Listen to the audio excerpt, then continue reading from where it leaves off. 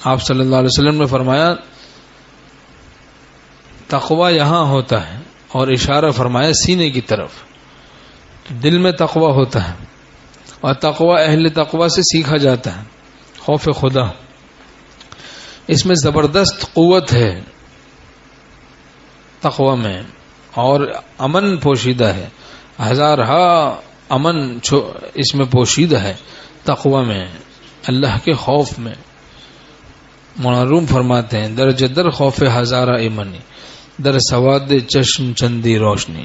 تمہارے فرماتے ہیں کہ اللہ کے خوف میں ہزارہا امن پوشیدہ ہے، جیسے تمہاری آنکھوں کی سیاہ پتلی میں روشنی کا خزانہ ہے، ایسے ہی اللہ نے اپنے خوف میں ہزاروں خوشیوں کو چھپا کے رکھا ہے۔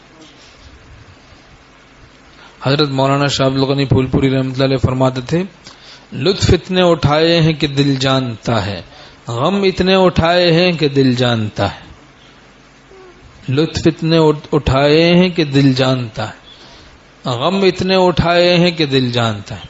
غم کا بھی خوب ادراک ہوتا ہے لطافت کے سبب اہل اللہ کو، اور خوشیوں کا بھی خوب ادراک ہوتا ہے، لیکن اللہ کی محبت کی مٹھاس کی برکت سے ان کے غم دنیا کے وہ بھی میٹھے ہوتے جاتے ہیں۔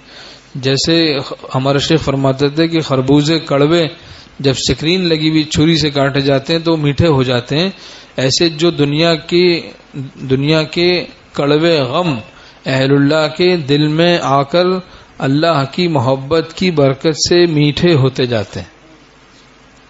ہے عشق مجھے کس لب شیریں کا الہی، گر درد بھی اٹھتا ہے تو میٹھا میرے دل میں۔ اہل تقوی کی مصیبت بھی رحمت ہوتی ہے، اہل تقوی کی مصیبت بھی رحمت ہوتی ہے، ذریعہ قرب ہے، اور اللہ کے ساتھ تعلق کو بڑھانے کا ذریعہ ہے۔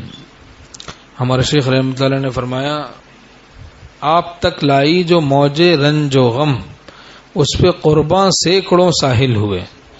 آپ تک لائی جو موجے رنج و غم، اس پہ قرباں سینکڑوں ساحل ہوئے۔ اللہ تک جو موج رنج و غم اللہ تک پہنچا دے، اللہ کا عارف بنا دے، اس پہ قرباں سینکڑوں ساحل ہوئے۔ مصیبت پر الگ اجر ملتا ہے اور صبر پر الگ اجر ملتا ہے۔ کتنی دیکھیں، مصیبت پر بھی اجر اور اس پر صبر پر الگ اجر، نور علی نور۔